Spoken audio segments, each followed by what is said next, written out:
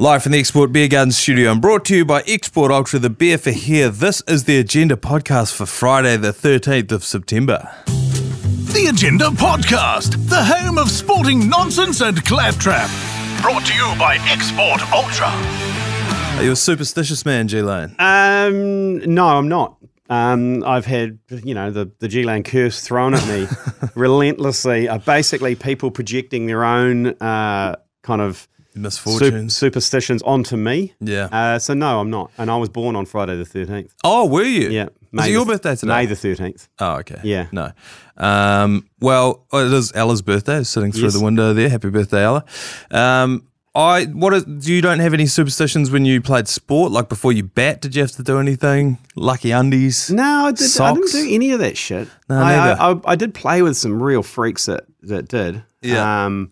And would always have to sit in the same place or strap their hands up and their feet up at the it was just weird shit. But I never really got into it because maybe because I wasn't good enough. Yeah, same here. Maybe I never did anything good enough to warrant. Oh fuck, I'll do that again. Yeah, that's exactly what it was for me. It was like I was so shit that it didn't matter. Like there was no pattern that emerged because I shit every time, no matter what happened before I played the game. So I was like, well, there's no like. I had some rituals when I used to bat. I used to just say, watch the ball, watch the ball, watch the ball. Yeah, right. When I used to bat. But that was about it. Head really. down, watch the ball. Yeah, that's like I do that on the golf course now. I was talking to Wells earlier, and I was finally, after 40 years, I've learned not to hit the ball too hard. It's not about hitting it hard. And it's also, I channel Martin Guptill. I whisper Martin Guptill, because you know how he plays that straight drive and he keeps his head dead still. Doesn't look at it. Yeah, and that's what I do when I play golf now. I don't even look where the ball goes until the very last minute. I just keep my head. So that's it's a ritual, not really a superstition. Martin Guptill. And it's helped? Yeah, then I get Laura McGoldrick into my head and then it all goes wayward. Laura McGoldrick. Lazar McGazzers, and oh God, and I spray it. Well, shout out to Laura McGoldrick and... Lazar McGazzers. Oh, yeah, because last night debuted. The show debuted last night. Oh, to shout out to the millions of new listeners to this podcast now after that. Yeah, because they get host of the Agenda podcast, Manaia Stewart. Yeah, that was a huge plug. Yeah. There was supposed to be a huge plug for Brodie Kane's book as well, but I stepped all over that right at the start. Yeah, was it Girls Uninterrupted? Is that the book? Women Uninterrupted. Oh, because the podcast's called Girls Uninterrupted. I don't know. I've never listened to it, but it's not for you. I had to apologise to her straight off the bat. And then mansplained to her that I was very sorry for what I did. But yeah, first episode in the can, and we won quite convincingly, 23 points to 20 in the end. Yeah. And, some people have said, maybe some of the people that played were on the show, it doesn't really matter what the score is. It's about everyone having fun and making an entertaining TV show, and to which I say, fuck that, I want to win. Yeah, and Joe Wheeler came on the Hauraki Breakfast this morning. He was fucking spewing. He was spewing about that question from Lee Hart of who has held the shield for the Ramsey Shield for the longest time. Yeah. And he said Auckland, which I think most of the country would have said. But it was a trick question because it was Southland during World War II. Yes. They held it for a longer period in terms of years because there was no NPC during that period. So it was a bit of a trick question, but he was fucking spewing about that. It was. Yeah, I know, because it's challenges versus years, you know what I mean? Like how many times did they defend it over that time versus... zero. Yeah. they had it in the cupboard for 7 years. But he was spewing about that because it's obviously damaged his credibility because he's obviously part of the Sky Sport rugby setup. Well, he was, but I don't know. I'm sure his contract's under review now. If he's going to be, if they're going to be paying him to be a rugby expert, and he don't even know where the shield is at the moment, that could cause some issues. I think undeniably, everyone would agree with me that the star of the show could only have been one thing, and it was Michaela Blyde's guns. They're pythons. Her arms are out of control, and she's quite a small person. She came over and sat next to me after the show was finished taping, and she put her arm next to mine, and I was trying to do the old, when you put your hand underneath your bicep. Yeah, put your hand underneath your bicep. I was also in a shirt and a blazer, and I was just trying to could not make it bigger than her. For the next episode, can you arm wrestle her? I think if it's a draw, if it's ever a draw and she's on the opposing team, I think you should throw down her to an arm wrestle and watch you get humiliated on national television. I think did Wendell Saylor break a guy's arm on the footy show one time? Yeah, they did that. They did an arm wrestle, and the guy's I think it was like his humerus or anything snapped. for ratings, mate. That is exactly what would happen to me if I did that. At the end of the thing, I think you saw it briefly on the show last night, but Chris went over and stole Michaela's medal and gave it to me when our team won. The look she gave me haunts me. I woke up in a fucking cold sweat last night thinking about that. It was terrifying. No, well done. It was good. Good first up episode. Yeah. For Game of Two Halves. It's a great concept. I'm glad that the sports kind of show is back on TV because there's nothing really apart from the breakdown is the only sports show on really every week. Yeah, I mean, crowd goes wild, but that's sort of news. Yeah, it's news adjacent. You're right. And it's been the same feedback from every person. It was the same thing that I thought it was going to be. Where the fuck's Mark Ellis and Matthew Rich? Well, Reggie's coming off the glass Barbie, and Mark Ellis has got better things to do. Yeah, he's on the old sports cafe, although apparently he walked out on that one as well. So, but anyway, that started last night. I'm sure you could find it if you went looking on Sky Sport. Did you see the Black Ferns are over in England? They're playing at Twickenham this weekend, which they showed on the news last night, like a drone shot of Twickenham empty. Fuck, it's an impressive building, eh? Oh, it's awesome. It's a great, but again, it just proves a purpose-built oval ball stadium because there is not a bad seat in that place, and it's so steep and it's sunk down and it's just built for rugby. It creates a fucking amazing atmosphere. Yeah, we were there for the final in 2015. We had seats right at the back where our backs were against the wall. Yeah, and you still felt like you were in the game. Really? Because of the structure of the stadium. But a big game for them, like. Huge game against England, who are pretty strong. Well, it's world champs versus world number one at the moment, and a rematch of the grand final from the World Cup. But they got to meet the King the other day. I just saw that. Yeah, they hugged it out. Yeah, only the Black Ferns can get away with that kind of shit. Yeah, you know what I mean? Like no other. Could you imagine the All Blacks hugging it out with Lizzie? Oh, they would have got shot. They would have. Yeah, 100%. But they're just so lovable and cheeky. Yeah, you know, like that they're just like, can we hug it out? And he's like, I didn't see why not. Boom! You had all of them on top of him. I really don't think he knew what he was signing up for. Because one of them asked him, and I can't remember who it was, and I think he thought, oh yeah, okay, this person can hug me. And what he didn't realise is 15 of them we're just gonna swarm him in his chubby little hands. What do you think he's done with the jersey? So they presented him with a signed Black Ferns jersey. Do you reckon he'll ever see that again? No, well, there's must be a room, because they get given shit all the time. All the time. He would have been given 10 things that day. There must be a room just full of shit. Yeah. Or, you might give it to, Kate. Oh, yeah. Cheer up. Yeah. Honey, you're a bit sick, but here's a Black Ferns jersey. Yeah. That could be, Well, it could be the I don't know, but they get given a lot of weird shit. Would you nick something if you were in there? Fucking hell. Yeah, same. Well, I think we heard a great story from Eric Rush when the All Blacks went in there, and the challenge was laid down by someone like Richard Lowe or something to pinch something from the Buckingham Palace when they went to meet the Queen. Yeah. And they all came out, like a few of them came out with like little soap dispensers or the shit that was in the bathroom. Yeah. And then they found out later on that they actually put that out for people to nick because otherance they nick shit that's actually worth it. But if they put stuff in various places, it always goes missing, so people can take a souvenir. I think it was like a towel or something. That had something inscribed on it. Yeah. And they're just sacrificial lambs. They go, they're gonna fucking nick something. They nick a towel that's worth fucking couple of p. Leave something out to fleece it. I would too. God, his hands freak me out, the King. I just can't deal with them. The old sausages. The Cheerios, man, the Savaloys. I just can't deal with them. They freak me out.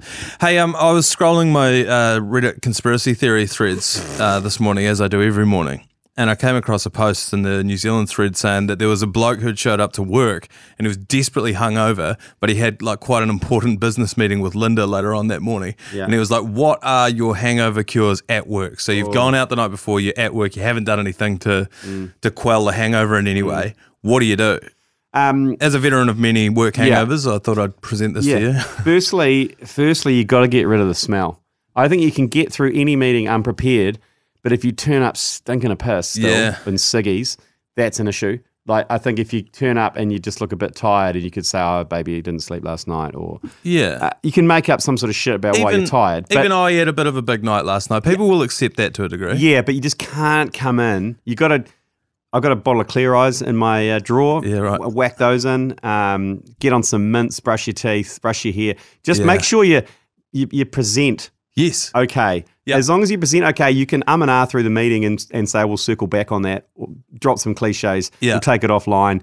I'll flick you some ideas on Monday. Like, just kick everything to the next day, but just don't give away the fact that you fucking stink and you're about to vomit. I think so too, particularly if you've got an inside job. If you get an office job of some sort, I've been saying this for a while now, just dress well and shut the fuck up, and that's how you'll get through your day, because people will see you and be like, I thought he was wasted last night. He looks all right. Yeah. Meanwhile, you're dying. Absolutely. Yeah. But outwardly, you look okay, so put your nicest shirt on. It's all superficial. Yeah. You've just got to give that exterior vision that you are okay, and just try and hide the demons inside. Yeah, that's right. It's a very good point you make about the smell. I think if you've got a physical job, and like I always say, do your hangovers on the clock.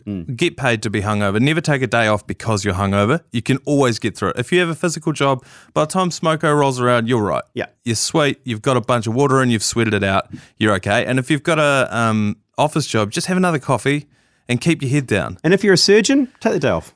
If you're a surgeon, take the day off. Yeah, obviously. If your job actually matters. Yeah. If your job actually involves saving lives and you had people's lives in your hands, then maybe just take the day off. That's right. Stay off the pee as well, like pulky. Yeah. As a rule. Yeah. Mind you, no one's come forward saying their eyes are all doingy because of pulky. Are they? I thought they'd be coming out of the woodwork saying pulky worked in my eyes, and I've been cross-eyed ever since. But everyone's like, no, mate. Well, he had to pay for the hookers somehow. That's why he was working 24/7. That's right. Well, they probably just haven't seen the story. The people, although they may have heard the podcast. Available wherever you get your podcasts. All right, we're way off into the weeds. If this is the first time you're listening to this podcast, this is usually what it's like. Yeah. We're going to take a break. We'll come back and maybe talk about some sport. I don't know. The Black Caps. Lane, can I get an update on how the test match against Afghanistan's going? Well, the fourth day was a washout, obviously, but watching the coverage yesterday, across to this poor Irishman who's been put in charge of the coverage by the Afghan cricket board. That's right. And he had an umbrella, a comedy-sized beach umbrella over his head. It was pissing down the background. And he's like, sorry, no good news here. The day's been abandoned already. We'll be back tomorrow. I don't know why, because it's going to be exactly the same as it is today. Not good news. Won't be good news tomorrow. This test match is... It's over. It's over. So it was so refreshing to hear that, because we're usually the only commentary team that does that. Correct. That shuts shit down early, because we're like, there's no fucking way. Yeah. They got dudes out here with extension cords and fucking pedestal fans. It rained all day yesterday. It's not going to be on. No. It has had no chance to dry. It's not happening. It's abandoned. Yeah. It's going to be the 9th ever test match to be abandoned without a ball bowled. I saw that. New Zealand has a good record there. Dunedin have got 2 of those. Yes. The most recent in 98. Yeah, for Dunedin. rain. Yeah. And on the same day, another one in Faisalabad got binned because of fog or smog. Pollution. Pollution, yeah. It was that bad that they couldn't see from one end of the pitch to the other. Shout out to that guy for using that umbrella, because as we know, those umbrellas are for shade and not for rain. Correct. Because when we took the caravan down to the Black Clash at the start of the year, we didn't do the hatch on top of the roof down properly. So that disappeared. And so it ripped off, and then it was pissing down with rain, but we had to leave it outside. And so we put up this export umbrella that I think we'd nicked from some beer garden somewhere, put that through the hole and then put it up. It was genius. We thought we were the, fucking cracked it. When it covered the whole roof, we were like, no water's going to get in. Yeah, little did we know that this was just fabric and it wasn't waterproof. It was just for shade. And what it did is the pole acted as basically a drain pipe. And when we opened the door of the caravan, water came out ankle deep. Yeah. It has since been boarded down. Yes. The hatches welded. have been battened down. And it really seals in the flavour in there. So, this game's going to be binned without a ball bowled. I don't think anyone really cares too much. No, I don't think everyone cares, but I think preparation-wise, I think the New Zealand team, this test doesn't count to World Test Championship. It was just a one-off against Afghanistan. Yeah. The next tests against India and Sri Lanka do count for the World Test Championship. We have to win 5 or something, or we have to win a majority of them to be still in contention. We have to win an unwinnable amount. Yeah, but this would have been good preparation regardless of the result. So they've played no cricket. They've just had indoor nets. So that's going to be a bit of a bummer. Yeah. Playing India in India and then Sri Lanka in Sri Lanka. So that's probably the only downside. And by the way, India have been using the other grounds around the country. That are good to go. And then sent us down here. I think it's Sri Lanka first and then we go back for India, That's my understanding. Yeah. But again, a better sports podcast would know that. Yeah. So that's cricket. That's what's going on in the cricket world. There is no cricket. Yeah, we've got England, Australia T20s are going on at the moment. I think we'll talk about them a little bit in the sports book. Yeah. Coming up after this, but that's always that's kind of a bit spicier. Yeah. Yeah. If you're into But as far as the Black Caps, I just feel, I feel like we're the real victims here because we have come out and taken quite a vocal stance against the Taliban. And had we known that the game wasn't going to go ahead anyway, we probably didn't need to draw the ire of the Taliban. No, we didn't. We probably could have just gone, zip. Yeah, we probably could have said nothing about it. Yeah. Instead, we showed our hand, and we're now in witness protections. Why we're in a different studio? Let's be honest. Yep. It's because the Taliban have come looking for us and our old ones. Big cricket fans are apparently the Taliban. They love it. Apparently, Only if it's dudes. Yeah, only dudes though. Yeah, you're right. But they do run a good program over there for the dudes. David Nyika, he is fighting tomorrow, and we are going to go and watch it. Yeah, we are. Great live punting opportunity. And I don't know if you're familiar with punting on combat sports events. No, this will be my debut. Well, you're going to love it. It's great because what happens is I think there are 6 or 7 fights on this card, and you just get to go and go and go. It's like going to the races. So They keep on coming. They keep on coming. These two dudes come out. You either win or lose, reinvest, you're back on for the next one. Can you pick what round it finishes and stuff like that? Yeah. Or what, TKO? Judges' decisions, split decisions, all that kind of stuff. We got 4 heavyweight boxing bouts on that card. Yes. So knockouts galore. Yeah. You could probably just go knockout in every fight and you might come out even. I'm looking forward to it, and again, I do my best work at the track. Yeah, I like to get the gauge of a man or horse. My only issue is the runway we've got before the big fight is quite long. So the big fight apparently is set down for about 11 o'clock at night. Yeah, and the doors open at 6. First fight at 6:15. Yeah, I've never been good at long distance. No, I'm very much specialised in the short distance sprint. Yeah, so I'm worried. I'm worried. I don't know how to approach it. I think, I know. I think show up late is probably going to have to be our best bet. Yeah, but then what am I doing up till late? I'm probably at another bar. Yeah. So this is my problem. Look, some people out there say just don't drink. Don't have a beer, just chill. Yeah. But it's Saturday night. That's right. It's fight night. It's Saturday night. I would have spent the day hanging out with the family and doing some manual labour in the garden, and I want a beer.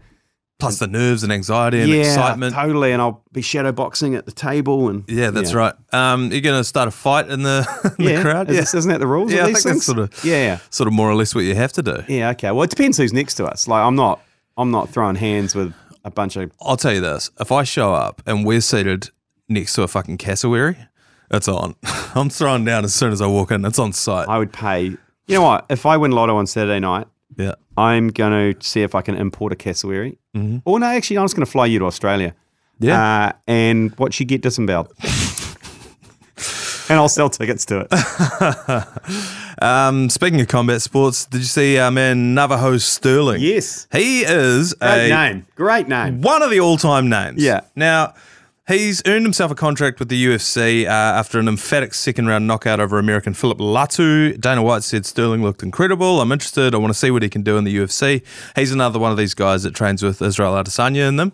I think he won the King in the Ring last year, which is like a one-day 16-fight madness tournament. It's a big thing to win. That because it's Contender Series. Yeah, the Contender Series. Because you think about how many combat fighters around the world want to be trying to get into the UFC. Yeah. I don't think we quite fathom how big it is internationally, universally around the world. Israel Adesanya is one of the biggest sporting superstars in the world, and when he wins a fight, it doesn't even make Sav's news update. Oh, and then you've got some bonehead in K Road trying to pick a fight with him. Exactly. It's embarrassing. Yeah, it is. But so that's massive for old Navajo Sterling. That's under pressure as well with that Contender Series. And he knocked that dude the fuck out too. Yeah. He starched him. He pieced him up.